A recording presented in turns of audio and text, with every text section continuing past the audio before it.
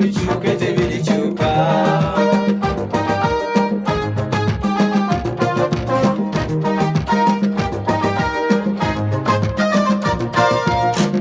Omukazi atali mugumiikiriza mu budde buno ndaba tojja kufumba, kuba ebizibu by'omu maka luyira buli lukya biyiika nga mazzi.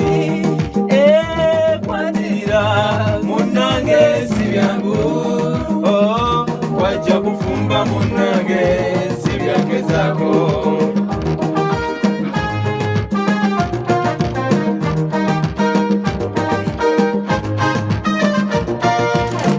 Eyalemu obufumbo olw'empisa ennyo bizibu nnyo, banoonya kubaawula nampawengwa, nsobula nnyo abaagalana, banyumirwa nnyo abaawukanye, bankubireko ekintu ekirabula, abasajja tetutayagala okuyombayomba.